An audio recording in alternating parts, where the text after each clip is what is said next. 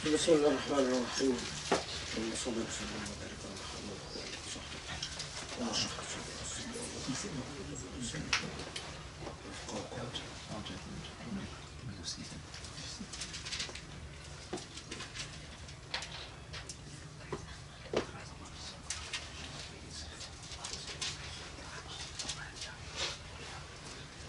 الليل. Surah Layl. First, as we always do, the preliminary comments. Surah Layl, the vast majority of scholars said that it's a Meccan surah. And it's most of those who said that it's Meccan also said that it was the 9th surah in order of revelation to be revealed. There is a minority opinion that says it's Medinan or it's partly Medinan, for reasons that I will explain in a second. Like a lot of Quranic revelation, there is often evidence or some discussion about the occasion for revelation.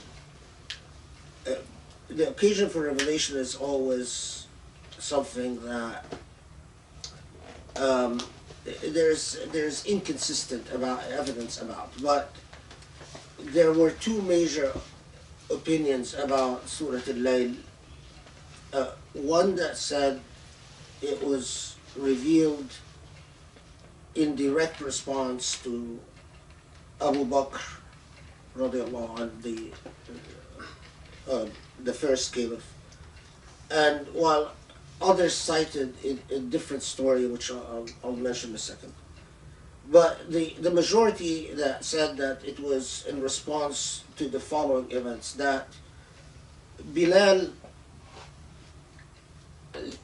one of the companions of the Prophet ﷺ, and who was a famous figure, because like a good number of the early Muslims, was a former slave. He was a Mamluk. He was also African. Bilal eventually becomes known as the first muazzin in Islam. So he has a revered position, partly because also he had a beautiful voice and his adhan was reportedly quite beautiful. But Bilal had converted to Islam at the time he was a slave, to the great displeasure of his owner at the time. There is an unconfirmed report that he went and urinated on the idols, and that got him into trouble, although that's just one of the reports that you find there. But anyway, it's not to be, you can't put much weight on the story of his urinating on the idols. What is far more likely is that he had converted to Islam, and that his owner at the time was quite upset about that. Upon this, he sold Bilal to a group in Mecca led by a particular individual who took it upon himself to torture Bilal, to force him to convert out of Islam. And he was tortured in public. There were reports about the way that he was tortured. There are many, but the most famous of them is, the sand of Mecca is extremely hot. And it's so hot in certain times of the year that stepping on it barefoot is nearly impossible. It really does burn your skin. Well, he would be placed on the floor with a rock on his stomach. Of course, you know, you can, and quite famously, as they insisted to torture him, saying that leave Muhammad's faith, he would keep repeating Ahadun Ahad. Ahadun Ahad meaning the one is the one. God is the one. And purportedly he would raise his finger like this as he's being tortured. This is why we raise our finger in Salah, sort of memorializing these events. The man torturing Bilal his name was Abdullah ibn Jad'an,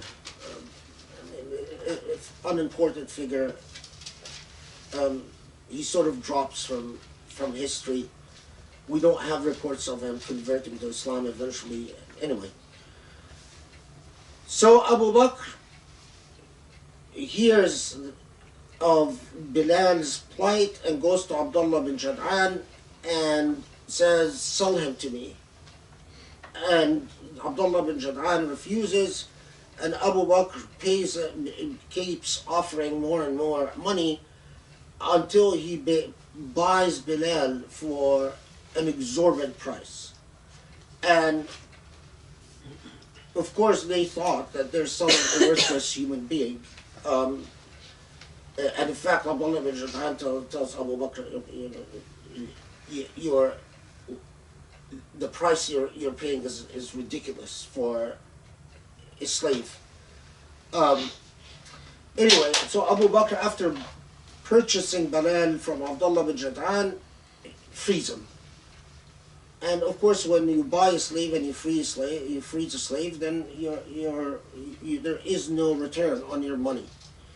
So that's one occasion for revelation, and that's the one that you find most often cited. In fact, some Tafsir will only cite this report and not discuss any other report. The second report is that there was in either Mecca or Medina, but it doesn't make sense if it was in Mecca, and I'll explain this in a second. That there was a fellow who had a very rich farm with plenty of palm trees, living next to a very poor man who was a family that obviously was destitute. And that one of the border between the lands, the territory owned by the poor fellow and the territory owned by the rich fellow, there was a palm tree that had branches that extended from the rich man's land over the poor man's land. And that dates would fall from that tree into the poor man's land. The children of the poor man would collect these dates and eat them. When the rich man found out that they're doing this, he went to the poor man and said, you have to pay for the dates that your children ate, or I am suing you, effectively. And the poor man didn't have the ability to pay for the dates. Some of the stories even say that the rich man, like a lot of rich people, their god becomes the wealth, the money itself. I mean, even if there's no logic to what they do. So the reports say that he, in fact, cut off the branch that dropped dates into the poor man's land. So if you can't pay me, then I'm just going to destroy it. Anyway, because the poor man couldn't pay for the dates, that he went to the Prophet ﷺ and said, well, what do I do? I can't afford to pay for the dates, and the children already ate the dates. So the Prophet ﷺ called the rich man and he said, wouldn't you like to have a palm tree in the hereafter, in Jannah? Well, how do I do that? He said, donate the fruit of this one palm tree. You have 1,000 palm trees. Donate the fruit of this one palm tree to this poor family. The rich man said, no, I won't. I don't want to.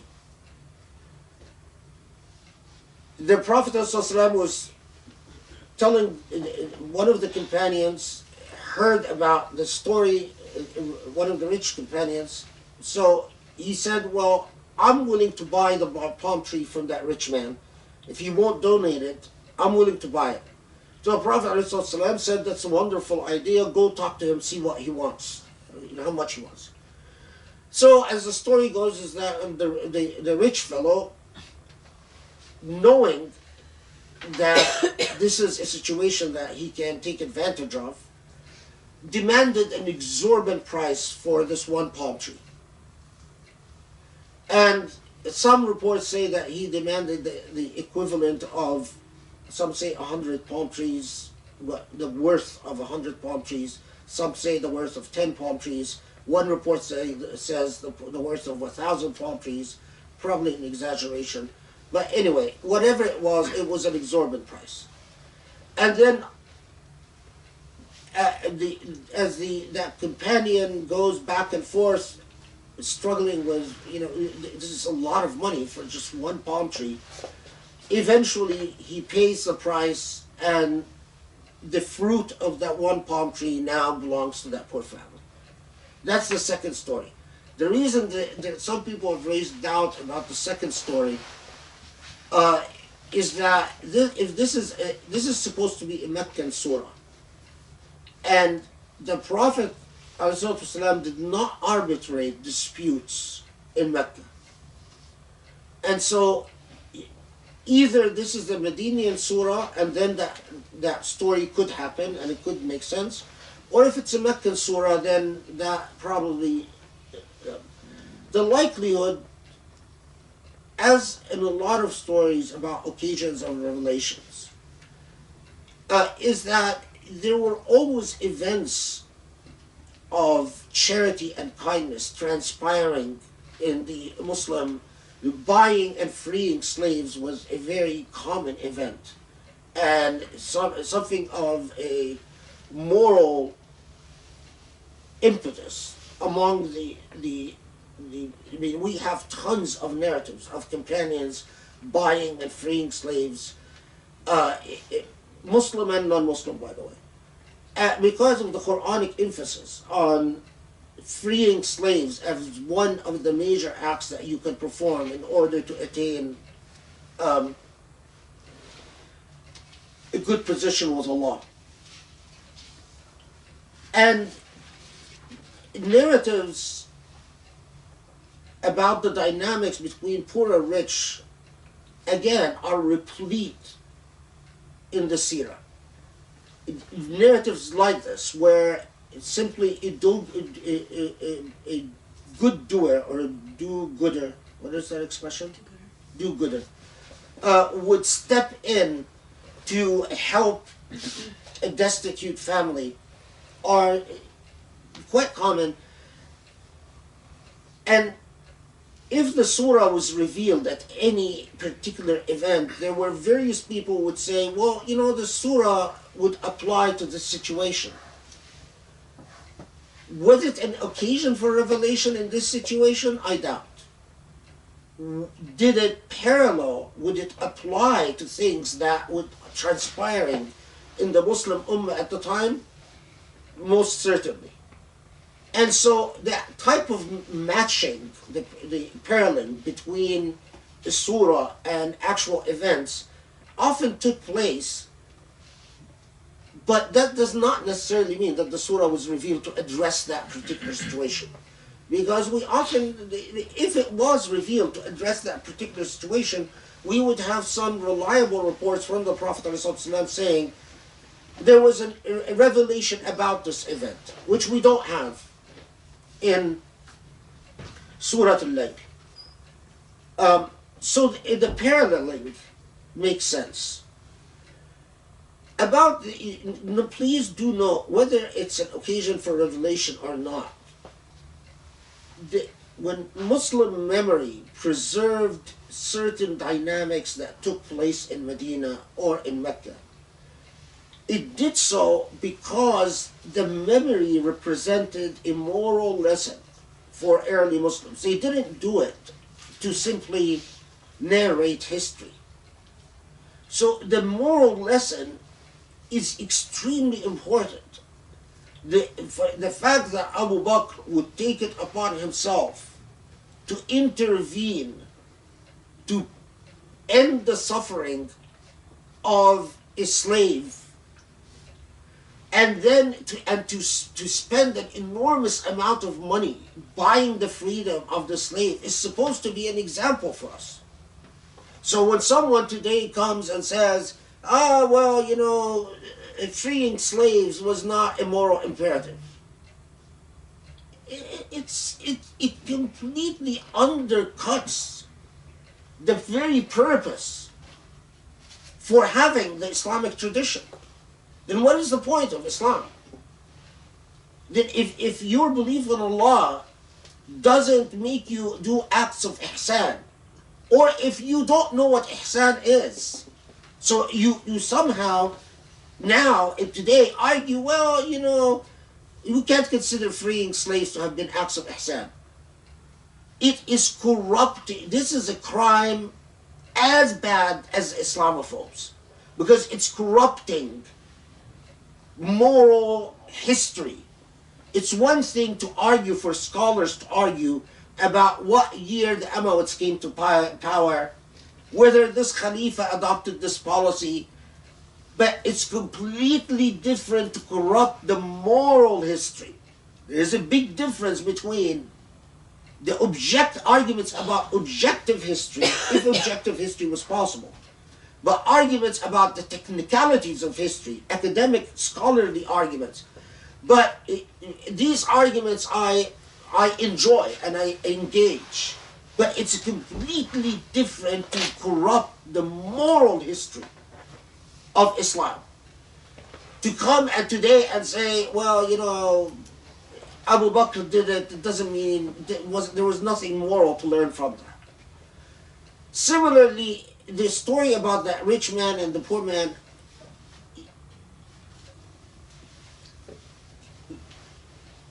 it could have been that, okay, this man has starving children, he can't pay off his debt, and everyone would say, well, you know, suffering is Allah's qadar, this is just Allah's fate, just be patient. Like a lot of Muslims do today towards suffering. What advice do you get? Sabr, ya akhi. Sabr. But here, the narrative is that this man took it upon himself to solve the problem, and solve the problem at an exorbitant price. And he is promised a blessed state, a state of barakah, because of that intervention. Remember that the early Muslims, after the death of the Prophet ﷺ, confronted Ahl al-Tanattu', the moral underminers, those, the Murji'ah, who basically wanted to rob Islam of its moral imperative, who argued that as long as you're a Muslim, you go to Jannah and khalas, but other than that, just mind your own business and don't concern yourself with ihsan in society. And it was the consensus of the Muslim Ummah that marginalized the Murji'ah. The Murji'ah have re-emerged in our modern day. The Murji'ah have re-emerged in our modern day. And from my view, and Allahu A'lam, but from my perspective and my opinion, when I read these people today who tell us Islam, there wasn't a moral imperative to end slavery, when the rich are rich because it's Allah's qadar, and the poor are poor because it's Allah's qadar, and the only thing you should do is sabr. And I see this as modern day murja, because Islam becomes pointless. Tawheed becomes pointless. If Tawheed is not going to make a difference in the way that people live, then it's a simply private matter between you and Allah and nothing else, that religion will die, and will die very quickly. Okay.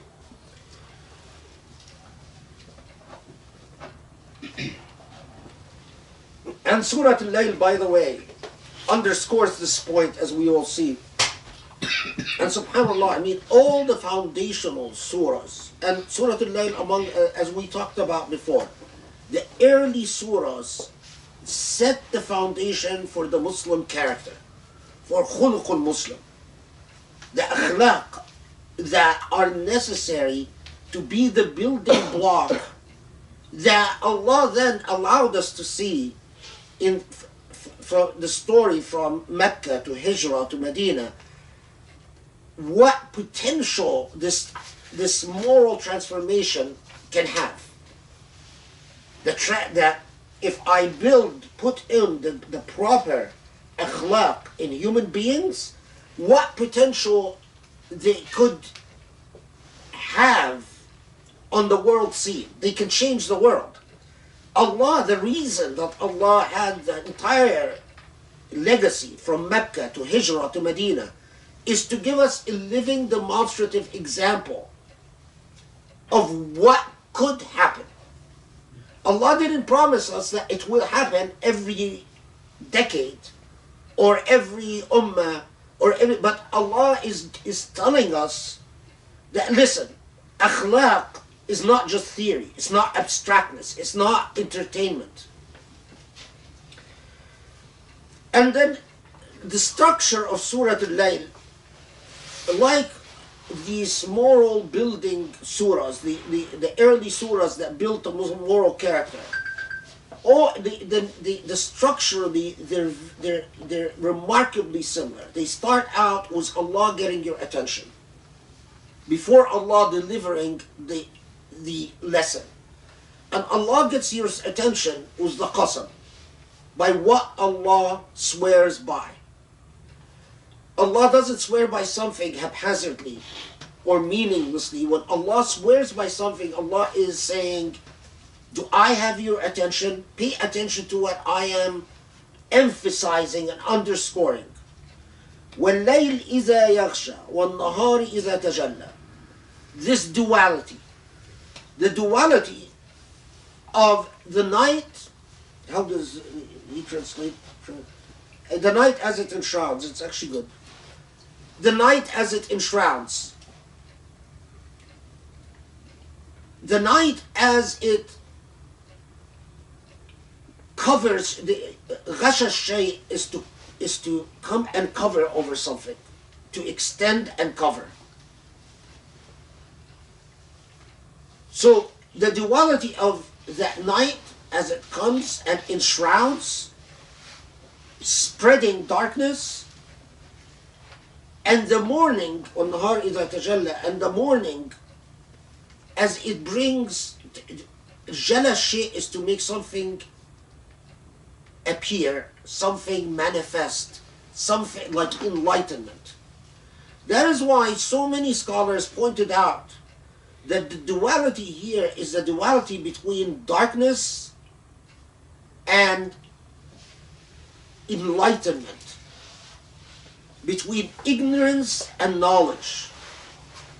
Allah is pointing your attention to this duality in the same like duality between good and evil. The duality unites in a single reality that is necessary for existence. Put it simply, without the darkness there can be no light, and without the light, in the absence of the light, creates a darkness. So in the same way that without evil there can be no good. The duality is an intricate balance in the creation of reality. An understanding that this intricate balance cannot unfold haphazardly or accidentally is critical to Iman. Now, subhanAllah, that while the ancients, even before Muslims, the Greeks, would often reflect upon the relationship between light and darkness, day and night, the sun and the moon, and why is it that the earth has a single moon and a single sun? I mean, theoretically, Allah could have created life in a place with a couple suns, but of course, as science progresses, we have come to understand how fragile, how amazingly balanced and fragile this equation is between where the sun is and the motion of the sun and the motion of the moon and the distance of the earth from the sun and the moon, that if you tinker around with ever so slightly with anything, the entire logic of creation unfolds. I mean, I follow a lot of exotic things, exotic for other people, I guess, sort of, like aliens and all the material about what NASA finds out there and what NASA captures on film and all of that. And subhanAllah, I mean, the intricacy and uniqueness and singularity of the earth is astounding. And the meaning of وَاللَّيْلِ إِذَا يَغْشَى وَالنَّهَارِ إِذَا تَجَلَّى, seen with our modern eyes, it's truly astounding, because it is such an intricate balance. You mess ever so slightly with anything, and everything unfolds and unravels.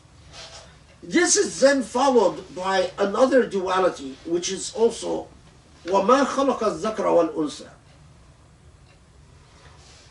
There are a couple of things about وَمَا خَلَقَ الذَّكْرَ وَالْأُنْثَى that are interesting. One is that the duality forms a singularity. Unlike angels, for instance, angels are neither female or male. There's no gender among angels.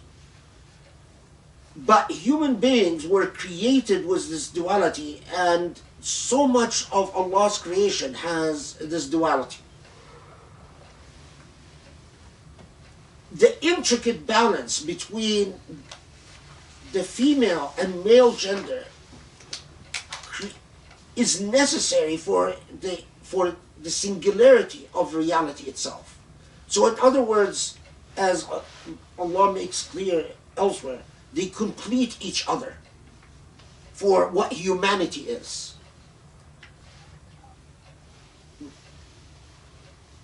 Ibn Arabi, in particularly, is the one person that comments on Surah Layl in saying that any society that degrades the role of women. Remember that Ibn Arabi, several of his teachers, of his masters, were women, like a lot of. And Ibn Arabi had a very special mother, a mother who was very instrumental in raising him. And Ibn Arabi comments about Surah Al-Layl and says, look, for any society that doesn't respect or give women their due is a society lacking in humanity. Which is a very interesting observation by our modern eyes. I mean, I don't know how people at his time, but of course it's consistent. I mean, he cites, for instance, the hadith about heaven being under the feet of mothers and all that. And he cites a whole discussion about the role of mothers and the role that the Aisha and Salama and others, the wives of the Prophet ﷺ, played in the Muslim Ummah, and he talks at length about certain figures like Rabbi Adawiyya and so on. So he's not inventing something, he's building upon something. But it is a very valid point. وَمَا خَلَقَ الذَّكَرَ وَالْأُنثَى. This in itself, for those who want to understand the moral character that the Qur'an builds, if you have a society in which patriarchy is viciously out of control. In other words, it is a completely male-dominated society where womanhood is suppressed to an extent that it plays no role. It will lack humanity. In the same way that the balance between Layl and Nahar, if skewed, there will be some type of pathology, some type of fault or failure. Am I forgetting anything? Okay.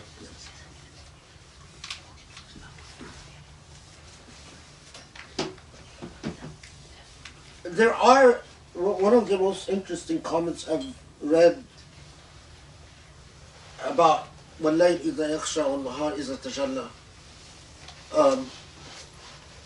I tried to find it again last night, but we've been so busy, I didn't have the time to do the type of prep work that I normally do for the Tafsir.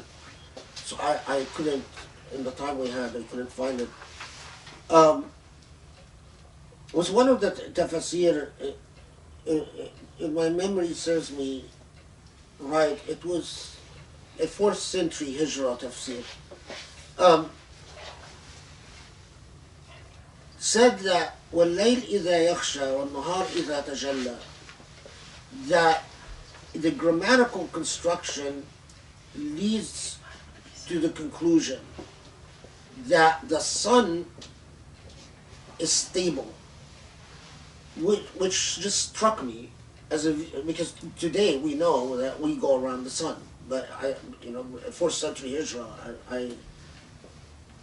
I don't know. I'm not an expert in the history of science, but it was just very striking to me that he said that that in the grammatical structure is evidence that the sun has to be stable, and while the moon is not. Very interesting. Okay. Is it because tajalla is a less active action than yeah, exactly. Yeah. The tajalli shay is for something to be constant and be acted upon. Rather, ikhsha shay is the active form that comes, and so he said, well, it has to be that the moon is rotating, or which was very, very interesting. Okay, what time is it?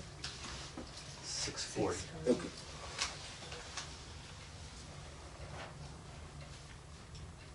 إِنَّ سَعْيَكُمْ لَشَتَّى.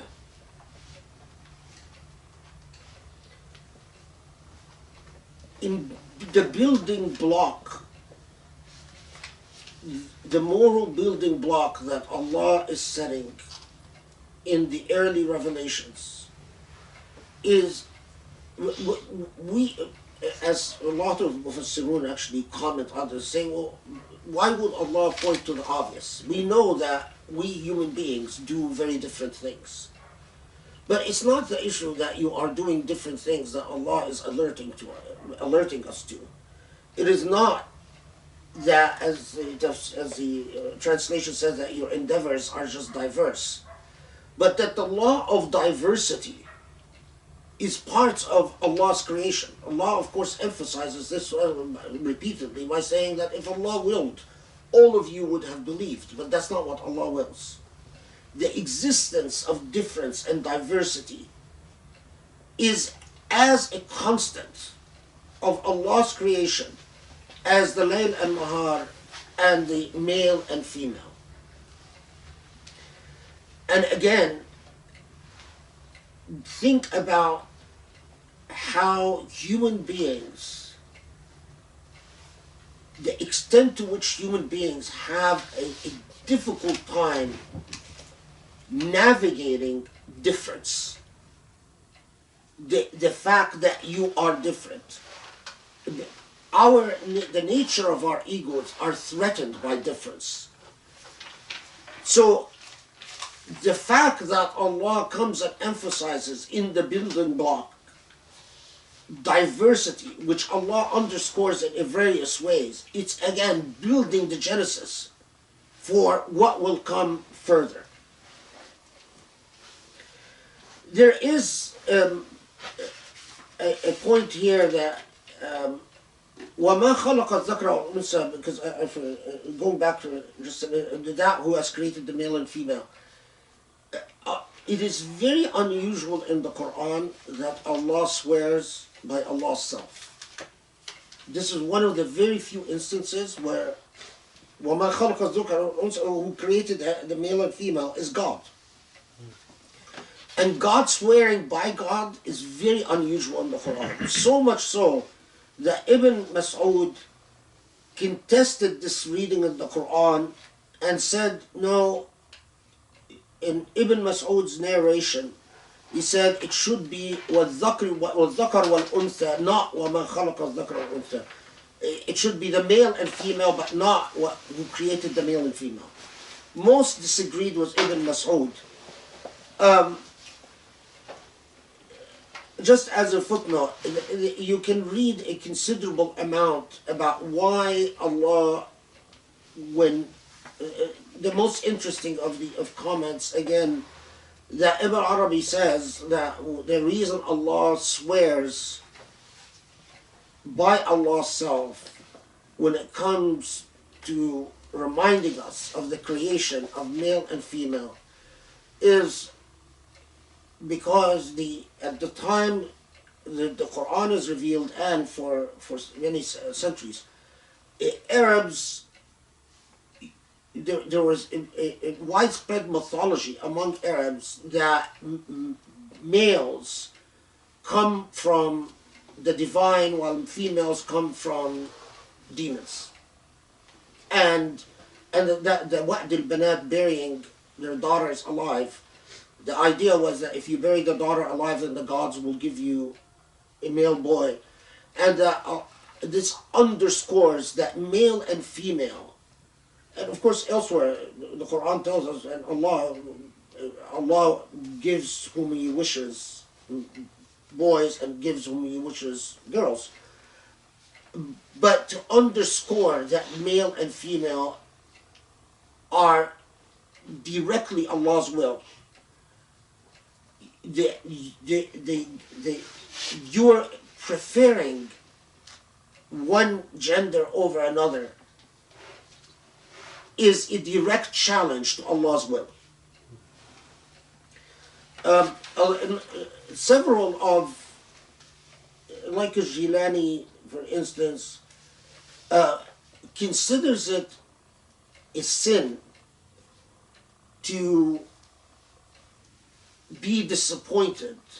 He considers it a sin requiring istighfar, to be disappointed that Allah gave you a girl or instead of a boy. Again, the moral character, the type of ummah that is being prepared to have an impact on the world. This, by the way, this, and I emphasize this in so many contexts, but this intimacy with the Qur'an, I believe Muslims without the Qur'an are nothing. And if you develop an intimate friendship with the Qur'an, you will understand that the Qur'an built moral character. So a Muslim without morality is an oxymoron. It doesn't make any sense. A Muslim that says La ilaha illallah but doesn't understand akhlaq al-Qur'an, what the moral character, the ethical character that the Qur'an built, is an incoherent thing, and a useless thing. And I believe that is why, as Muslims, we became once we started thinking of Islam as a tribal affiliation instead of as immoral obligation.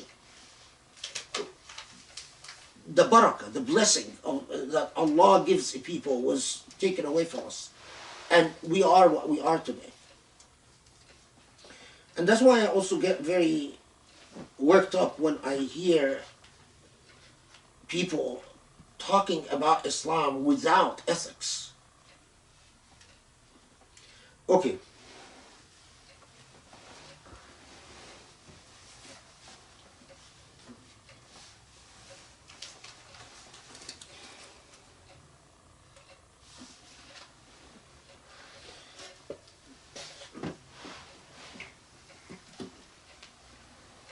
Yeah, Razi commenting on Inna Sa'yakum Lashatta.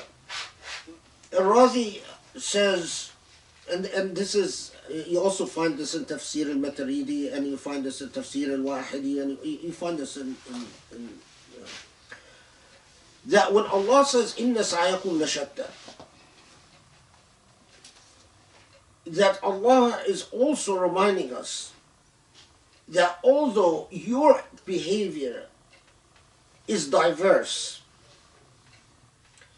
that does not mean, and the rest of the thrust of the remaining of the surah underscores this does not mean that there is no measure for goodness and the opposite of goodness.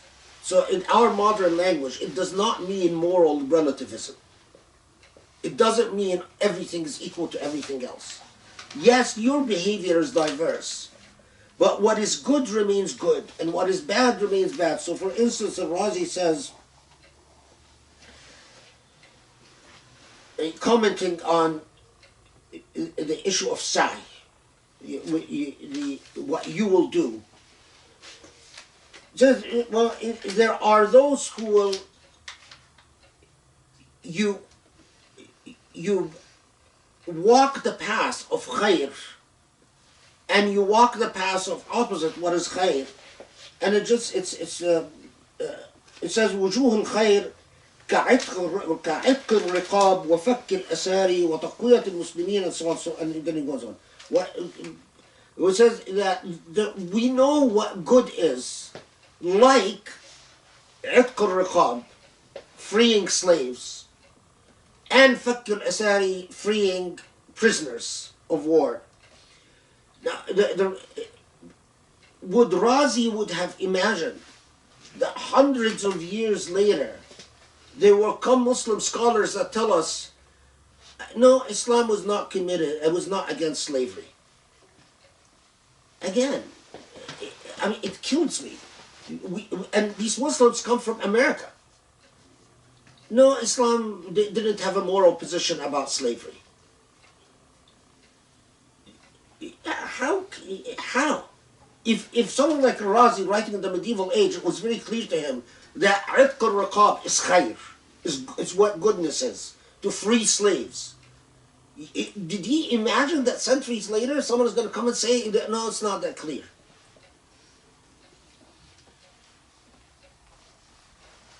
Okay. فأما من أعطى واتقى, that who gives and is reverent, and then وصدق بالحسنى, and attests or believes in what is most beautiful. You pause here and reflect upon the layers. If you truly reflect and you let the layers permeate your soul. I mean, again, Grace was earlier talking about angry people. Angry people stand at the superficial. They talk about Islam, but they don't reflect upon the words of the Qur'an and let the words of the Qur'an permeate the soul. It's like watering a plant. If somehow you've got at the surface something that repels water, that plant is going to die. Because the water needs to go through the soil to the roots. The words of the Qur'an, you could pause at the words of the Qur'an superficially, or you can let these words permeate your soul and transform the very molecules of your brain, the very cells of your brain. So when Allah comes and says, notice here, فَأَمَّا مَنْ أَعْطَى, who gives, first gives, second, وَاتَّقَى, is reverent. Reverent of what? Towards Allah. وَصَدَّقَ بِالْحُسْنَى. Okay, so first action. If you speak about good and talk about beliefs, but you don't do, it's a non-starter. The barakah of Allah, the blessing, is not going to come. You can't sit on your rear and on social media in our day and age and pontificate. You want to heal, you want Allah's barakah, you want Allah's blessings, go do. Do good. فَأَمَّا مَنْ أَعْطَى, gives. Now, and here, he didn't say فَأَمَّا مَنْ صَلَّى, فَأَمَّا مَنْ أَعْطَى, to help others. Help like freeing slaves, freeing prisoners, feeding the poor, the stories that either of Abu Bakr or the second narrative of you. Let's see whether you do good. And that is why the Prophet ﷺ says that Allah helps a human being as long as that human being is helping others. You want Allah to be on your side, be on other human beings' side. If you don't do, then ittaqa, reverence of the divine, the healing you were talking about, the reverence of the divine, the feeling of the divine will not come. That is why, there are so many kids that come and say, I do my 5 prayers, I do dua, but I don't feel what you feel. You seem to really believe, but I don't feel that. Why is it that I don't feel that? I say, what good have you done? You want Allah to be on your side, to make you feel in your salah, not wander around, not daydream as you do your salah, to actually, when you do your salah, you find your tears rolling down. When you listen to Qur'an, you find a deep sense of comfort. Do good. Give money. Donate your time. Without doing good, all the stuff you're talking about is a non-starter.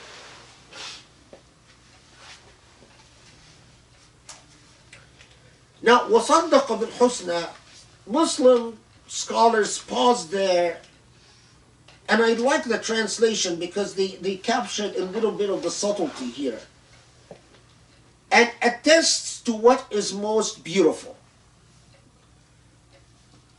At the first level, وَصَدَّقَ بِالْحُسْنَى, we all know that the reverence here is to believing in Allah. But it is not just believing in Allah, but in believing in goodness itself. Because there are those people who believe in Allah, and it's amazing that you were talking about what you were talking about. I told you guys, we never coordinate. I don't even know what she's going to talk about until we talk about.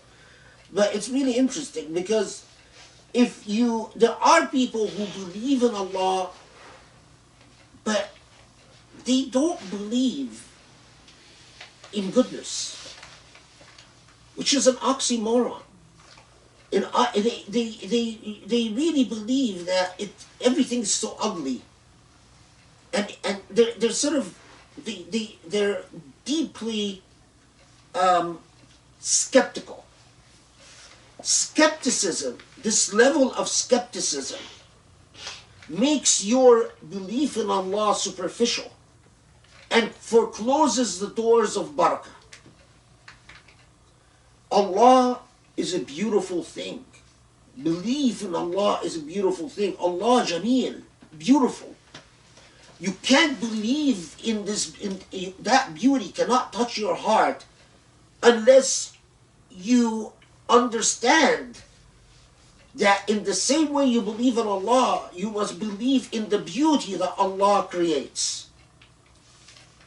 That is why if you do any training in ta'abbud, a good sheikh will tell you the first rule is husn al-dhann billah, that when you must think well of Allah. If you start your worship, ibadah, and you don't believe, you are skeptical that Allah will do good by you, that will be an enormous obstacle, because it's a self-defeating proposition. Allah, عند ظن العبد به, that Allah, if you think ill of Allah, Allah doesn't come to your aid.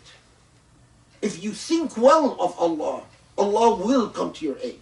It's like taking one step towards Allah takes 10 steps towards you.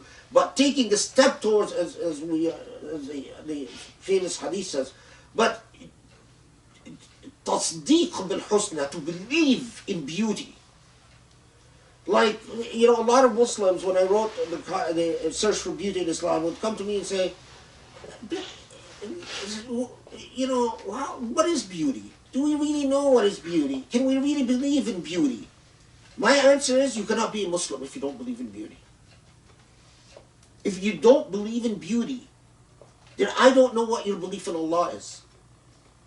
Because if Allah tells you, I am beautiful, and what I do is beautiful, then you come and say, I don't know that there is beauty. Then how do you know that there is Allah? Allah is beauty.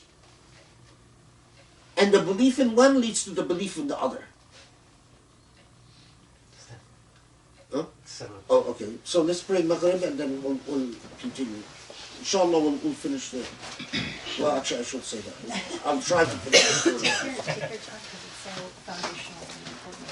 It's foundational. I truly believe that there are Muslims who reflect upon the Qur'an, and there are Muslims who take a shortcut by skipping over the Qur'an and go directly to Islam. And that is a non-starter. You rediscover your Islam by rebuilding your relationship with the Qur'an. Make it your friend. Make the words of the Qur'an talk to you personally. In every surah, Allah is talking to you personally and building your character as what type of Muslim Allah wants you to be. Look at this prayer. Okay, Bismillah ar-Rahman ar-Rahim. Okay, so... Do you want to just say, make an announcement? So we're going to end the Tafsir, like official Tafsir part at 8 o'clock, and then we'll do a short Q&A. Yeah, for whoever wants to stay. For whoever wants to stay, and then we'll probably continue next Halaqa. Sorry.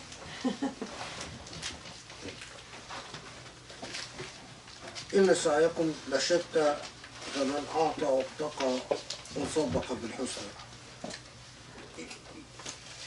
You are diverse. You will do good and bad, as male and female.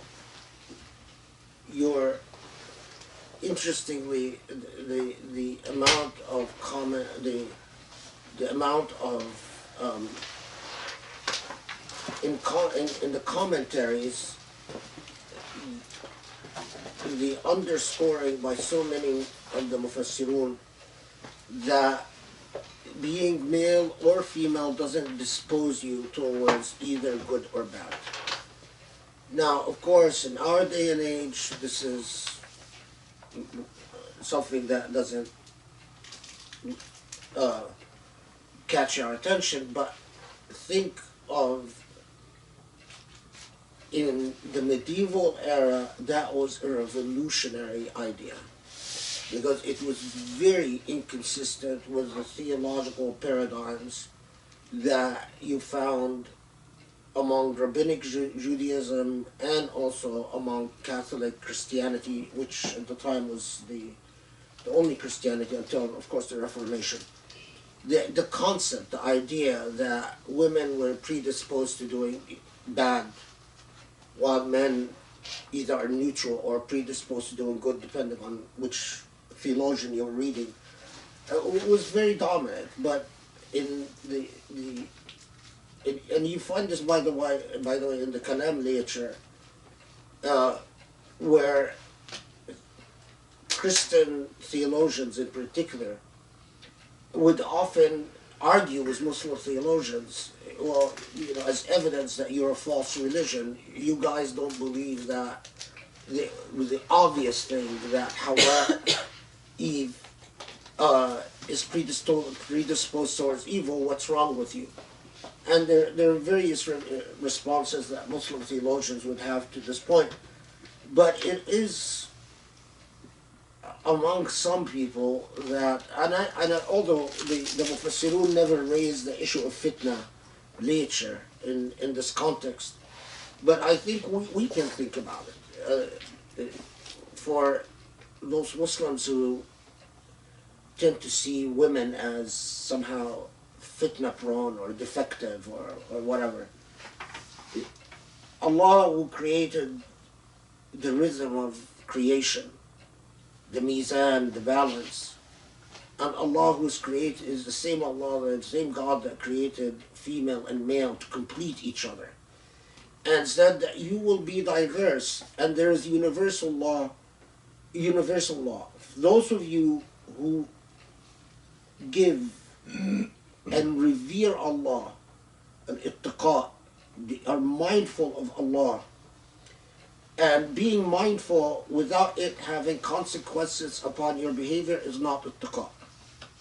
Taqwa is to be mindful and in a way that actually influences your behavior. That's the ittaqaytu shay means I thought about something and I took actions in response to my thinking about something. That is why it is so difficult to translate the word taqwa. When you find translators struggling with taqwa, because we don't have in English a word that carries the same connotation. Theoretically you could revere something, but it not affect your behavior. You just have a theoretical, abstract reverence. But that's not taqwa. Taqwa shay is that it affects you. It affects your behavior. So, أعطى واتقى وصدق بالحسنى. Okay, so believing in husna, believing in the Lord and God and Allah, and believing in husn itself, both as a possibility and a reality, that it is possible and it is realizable through Allah. Now here is the completion of the equation, which is quite it's astoundingly beautiful. فَسَنُيَسِّرُهُ لِلْيُسْرَى. We shall ease their way unto ease. An acceptable translation. سَنُيَسِّرُهُ لِلْيُسْرَى. Meaning, you take the initiative and Allah facilitates. Again, going back to what your Grace was talking about. You take the steps in believing in Allah and believing in beauty, and Allah comes to empower the steps you take. But if you do not take the steps, not just in belief but in action, in giving, in the willingness to sacrifice the self and sacrifice its egoism and its desire to covet and control and in other words, it's tendency to ta'lih al-zat, to itself become divine. Then Allah will facilitate. In this context, you find this in Tafsir al-Razi and in all the major tafsirs. There is often a discussion about predestination, and Razi even will talk about the Mu'tazila and their ideas in this context and so on. I don't want to get into the entire thing about predestination. That, well, you know, if are there people from the moment of creation predestined to hell and predestined to heaven, and that's a discussion that they get into. I don't believe that. I don't believe in predestination in that sense, and I think it's extremely problematic at so many levels. But and there's an enormous difference between Allah's knowledge and predestination. They're two separate things. In philosophy and in theology and in everything.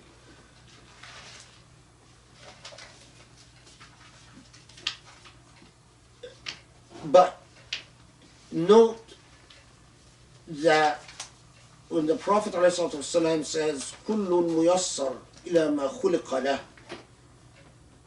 meaning that this is a very profound hadith and it's difficult to translate. Each person is created with propensities, inclinations, intuitions, talents. If you understand the self, Allah will facilitate your path towards what you have been created for. لِمَا خُلِقَ لَهُ.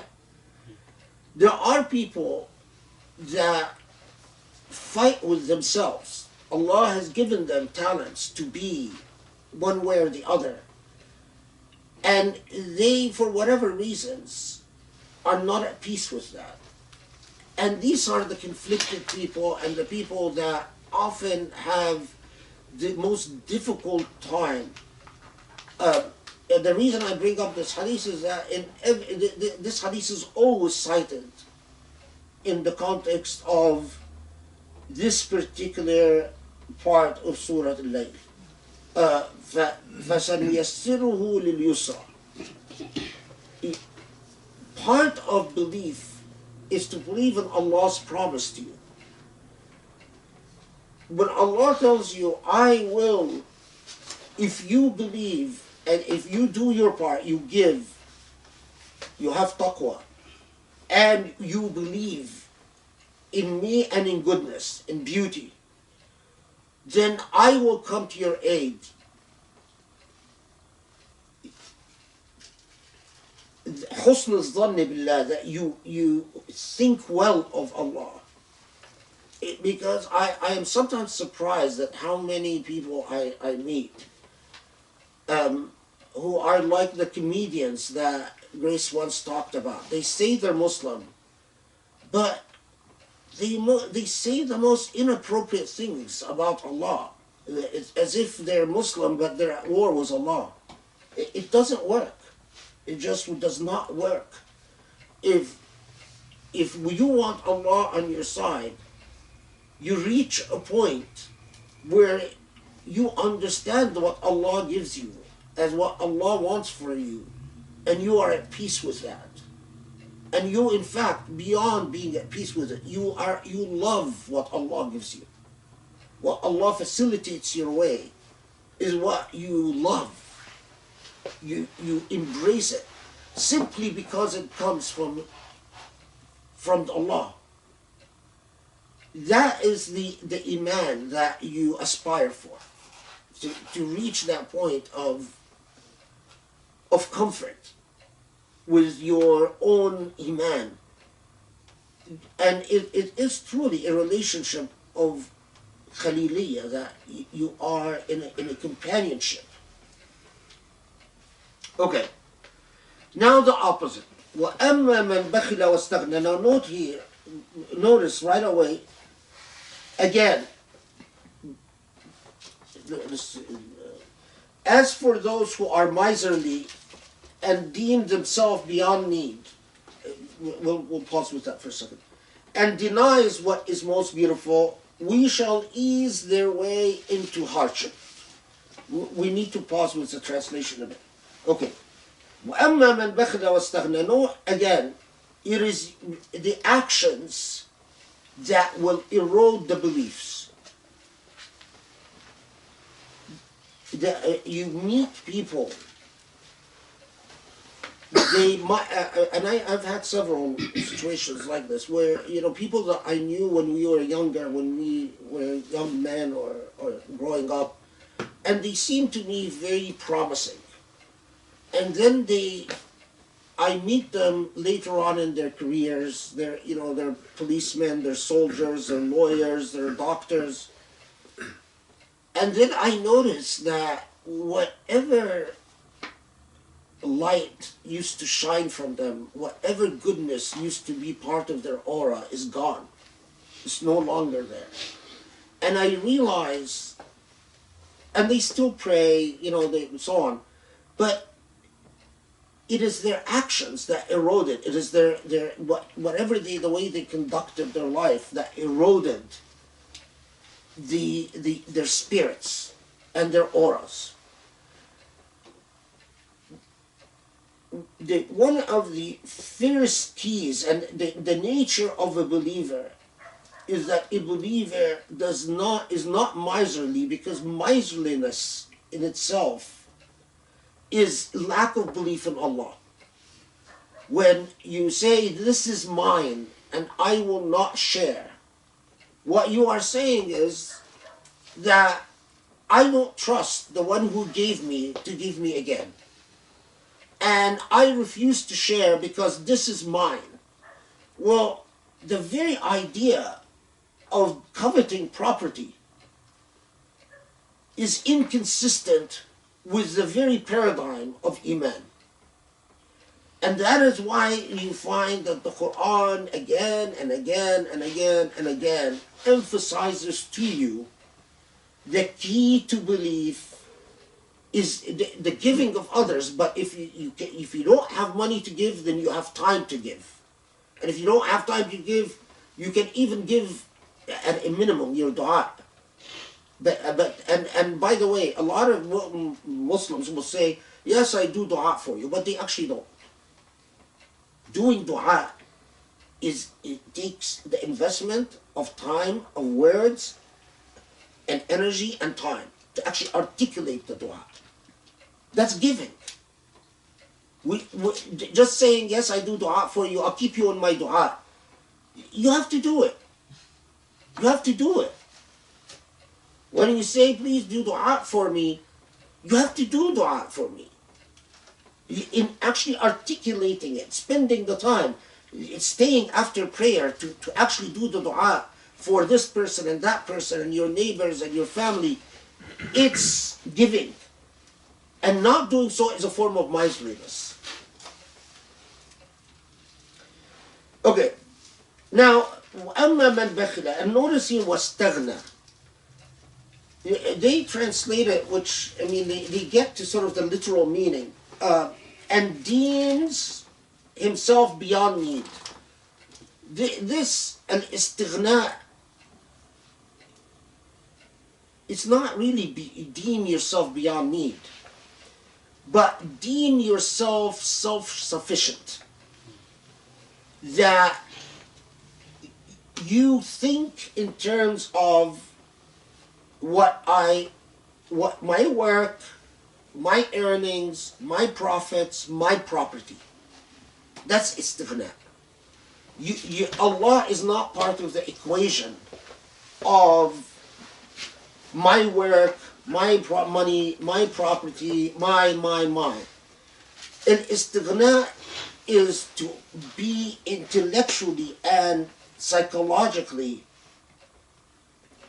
self-sufficient from the divine. And when even the modern day, those people who go around saying, well, we believe in the religion of humanity, the crux of their philosophical foundations is that a human being is autonomous and needs no connection to the heavens. Well, that's the heart of kufr. That's the heart of what lack of belief is. The minute a human being is like that is the minute when their faith erodes. When you start believing that what good befalls me because of me, and what bad befalls me because I'm unlucky or I'm cursed or because someone is plotting against me or because I'm married to a loser or because whatever, instead of thinking that no, whatever good or bad befalls you, Allah is an intimate part of this equation. That's istighna. Now, so then it is endlessly fascinating that bukh and istighna was put before وَكَذَّبَ بِالْحُسْنَى, because it is the way you navigate and conduct yourself is what will eventually erode your soul and your psychology, where you no longer believe either in the God or in goodness itself. The skeptics. I mean, I don't know if how it is in outside academia, but there's sort of like a fad to be skeptical to the point that you don't even believe that humanity is worth saving, Earth is worth saving, anything is worth anything because I'm cool and I'm a skeptic. Well, that's takzib al-husna. When you get to the point where you even say, humanity just is doomed because we're going to destroy the earth. I want to invest money, instead of investing money in helping the poor, you invest money in finding a way to colonize Mars. Every time I hear one of these people, they're usually very rich, people talk this way. No, I'm not going to spend money on feeding anyone or taking care of the homeless because I want to invest money in colonizing Mars. I always think of Kazzab al-Husna. And what is the result of that? Allah answers, فَسَنُيَسِّرُهُ لِلْعُسْرَةِ. Now notice here, when Allah says, فَسَنُيَسِّرُهُ لِلْعُسْرَةِ, we will ease their way, we will allow them to suffer the consequences of the foundations they've laid in usra, in hardship. Now, of course, some have said, well, that also refers to hellfire, and I agree. I mean, but before Jahannam, before they even get to hellfire, their life on this earth is going to be misery. They will never taste. And again, I'm sort of a little bit dumbfounded by what Grace said at the beginning, because of just the overlaps, that you are going to be a miserable human being and you're going to stay a miserable human being. You'll never taste peace. You will never taste the sweetness of Iman, that sense of repose and tranquility and genuine happiness that comes only from the Allah's grace, the barakah that comes to you from Allah.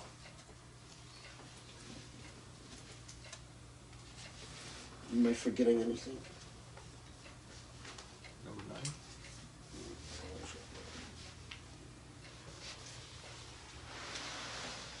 9. Okay.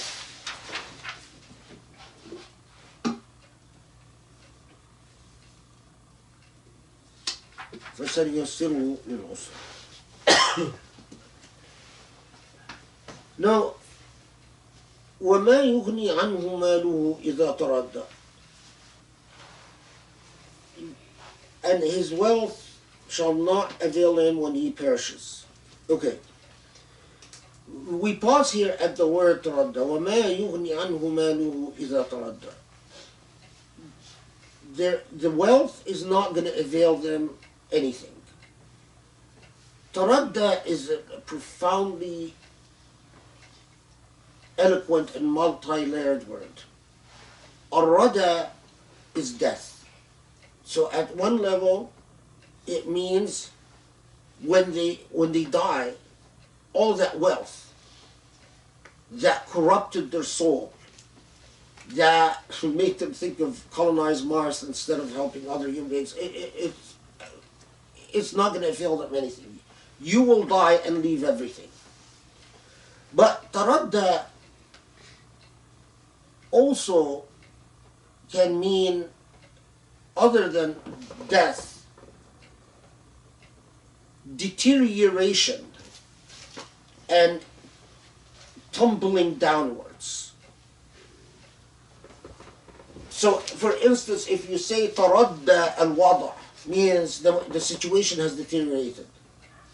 Taradda al-iqtisad, the economy has deteriorated. So, as so many have pointed out, that is as if, Allah is not as if, but Allah is also saying that takzeeb al-husna will result in the deterioration of your condition, in your falling apart, not just as death, and not just as hellfire, the natural accountability that comes from failing to embrace what is beautiful in your life and doing well in the test, but that the material wealth is not going to avail you anything as you deteriorate as a human being. And so, and this has, I wonder if the people who wrote these commentaries would have seen our modern world and seen things like the way we deteriorate the environment, the way that all the ailments that humanity is afflicted with, when we've chosen skepticism as a way of life and materialism as a way of life, and set aside the spiritual and Allah and revelation as a core of our being.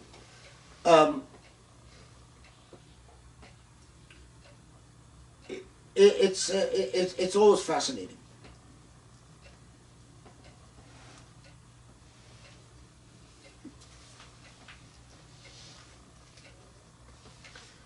Inna alayna lal huda.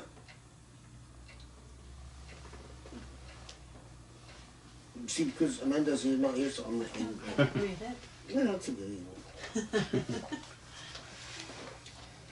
Truly ours is to give guidance. Inna alayna lal huda. Now, inna alayna lal huda, I mean, it's a good translation. But there is a further point, and Razi puts it well.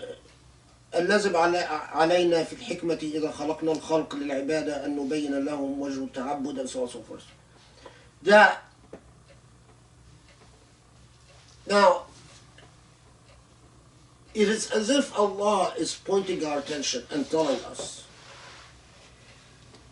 please remember, or do remember, that if we created you, if God created you, and God created the laws of the cosmos, and God even created the laws of what uplifts a spirit and what degrades a spirit, it is not possible that Allah would leave you without guidance. Guidance from the divine, when Razi says, الذي يجب علينا في الحكمة, what he's talking about here, what he refers to by hikmah, are the necessary philosophical premises for a belief in God. That's what hikmah refers to. That, and this, of course, again, in our day and age, is relevant to ultra-secular Muslims, secular in the sense that those who say we believe, but they really don't have a role for the divine. God, in the same way that God created the laws of the cosmos, it is in the same way that Allah wrote mercy upon Allah's self, Allah also wrote guidance upon Allah's self. It is incumbent that Allah provides us the path to guidance. It is, as many have pointed out, that it is an assurance from Allah that this book, this revelation, is your path to guidance. That, so again, to Muslims who are lost, God told you, Inna alayna lal huda. Guidance is incumbent upon Allah, and so that also means that if you truly believe in Allah, you must believe that guidance comes from Allah, and which is an invitation to engage Allah's revelation, searching for that guidance.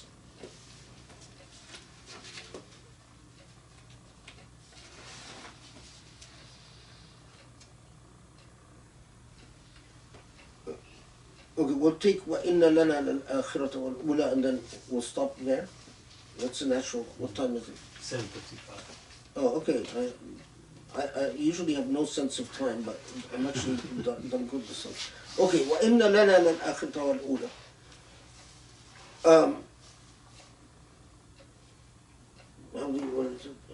Yeah, and truly unto us belong the hereafter and this world.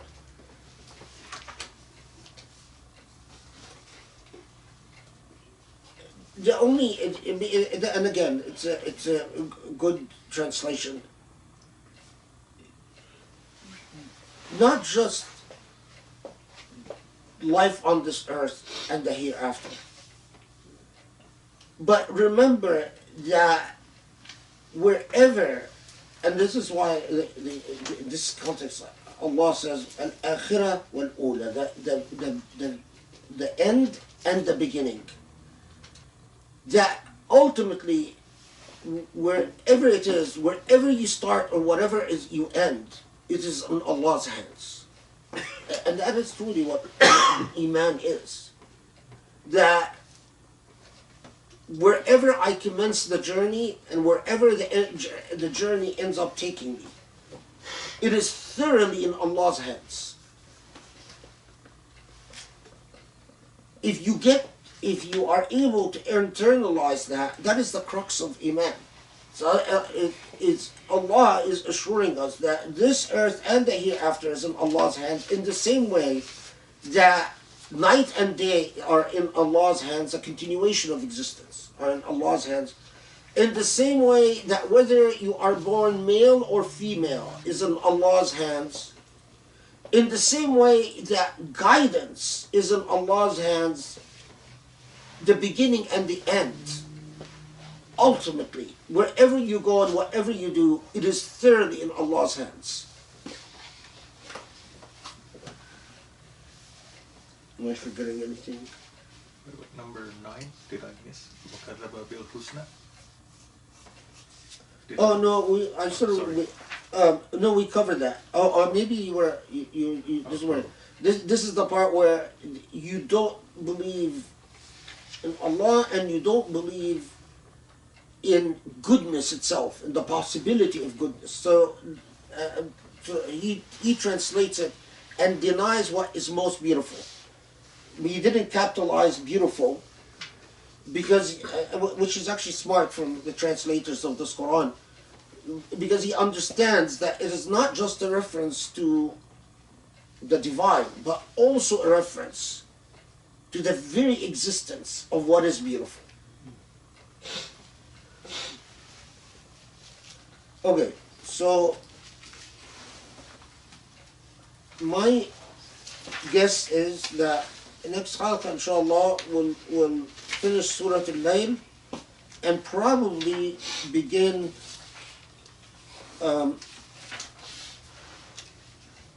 Surah Al-Shams. I mean, Surah Al-Shams will take us a little bit, so it's good if we cover a part of Surah Al-Shams and then finish the rest, inshallah, the following halaqa.